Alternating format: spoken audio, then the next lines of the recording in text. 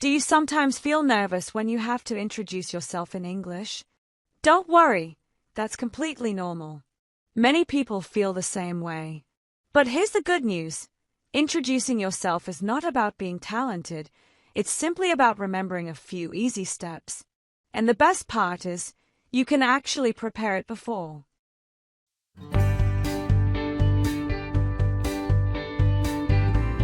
Think of it like a short formula.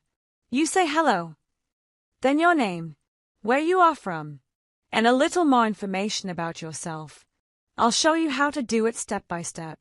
People often say you only have one chance to make a good first impression, and that's true.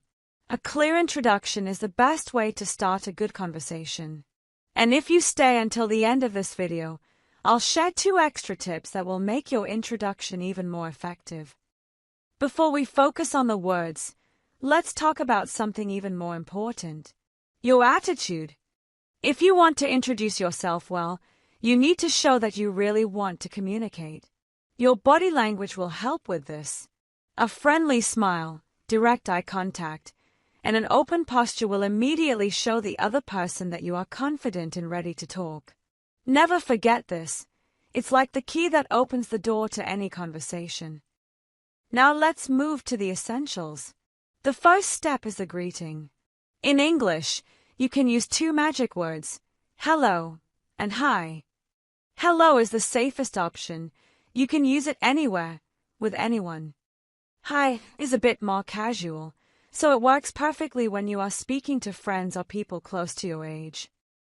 After greeting someone, the next step is to say your name. This part is very simple.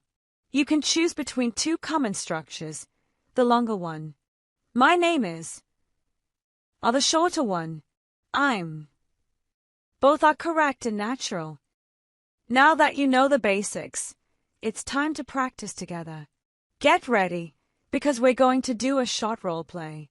This is one of the best ways to use what we've just learned and to feel more confident when you introduce yourself. This role play will stay with us during the whole video, and we will come back to it several times. Imagine this situation. It's your first drama class. You walk in, feeling a little shy and not completely comfortable. Hello there. I don't think we've met yet. My name's Alex. Hi, I'm Chris. It's nice to meet you, Chris. Nice to meet you too, Alex. So, what made you want to try drama? Well, I like to be creative, and this class is fun. Oh, that's cool. I am new too. Once you've said your name, you can add where you're from. This is a great way to open the conversation because people are often curious about places. You can say, I'm from. If you've moved, you can add, I'm originally from, but I live in. This gives more detail and invites the other person to react.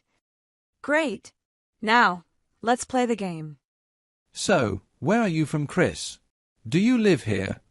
I'm from Manchester, but now I live in London. Oh, Manchester. That's a big city. Why did you move to London? I moved for my job. I like it here. Yes, it is a great city. I am from London. I love it here. Next, you can share what you do in your daily life. If you're a student, it's easy. I'm a student. If you work, you can say, I'm a, followed by your profession. For example, I'm a teacher. I'm a nurse. Or I'm an engineer. It's simple, but it already gives people a clearer picture of who you are. After talking about your job or your studies, it's nice to add something more personal. Your hobbies. This shows the other person what you enjoy in your free time, and it often creates an easy way to continue the conversation. For example, you can say, I like playing football. I enjoy reading books. Or, I love playing the guitar. If you want to add more detail, you can say, in my free time, I usually, and then mention your activity. It doesn't need to be complicated, just something that really represents you. Let's go to the next part of our conversation.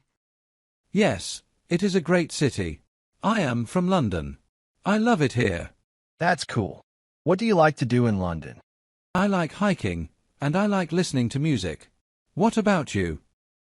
I like taking photos and going to museums. Museums? That's interesting. What is your favorite museum? The real challenge is not just introducing yourself, it's keeping the conversation alive. And here's the secret. Ask a question. After you finish your introduction, don't stop. Add a question to show that you are interested. For example, you can say, "What about you?" Or ask directly, "Where are you from?" Or "What do you do?" This little step makes your introduction feel like the beginning of a real exchange. Here comes the second tip. If you want people to remember you, share a fun fact about yourself. A fun fact is a short piece of information that's a bit unusual or surprising. For instance, I could say, "I can play the drums with my feet." It's strange, it makes people smile, and it naturally starts a new conversation. Now, let's put everything together. Here's an example. "Hello, my name is Alex. I'm from London, and I'm a student. I enjoy playing video games. What about you?" Also, I can play the drums with my feet. As you can see, it's simple, but it gives you a complete and interesting introduction. Now let's go back to the role play and listen to the whole conversation again. Hello there. I don't think we've met yet. My name's Alex. Hi, I'm Chris. It's nice to meet you, Chris. Nice to meet you too, Alex. So, what made you want to try drama? Well, I like to be creative, and this class is fun. Oh, that's cool. I am new too. So, where are you from, Chris? Do you live here? I'm from Manchester, but now I live in London. Oh, Manchester. That's a big city. Why did you move to London? I moved for my job. I like it here. Yes, it is a great city. I am from London. I love it here. That's cool. What do you like to do in London? I like hiking, and I like listening to music. What about you? I like taking photos and going to museums. Museums? That's interesting. What is your favorite museum? And that's it. Now you have everything you need to introduce yourself in English with confidence. Remember, start with the basics, then add the 2 tips to make your introduction more dynamic. The best way to improve is to practice often. I hope this guide helps you. Let me know in the comments which part you find the most useful or the most fun. Don't forget to subscribe, and see you soon.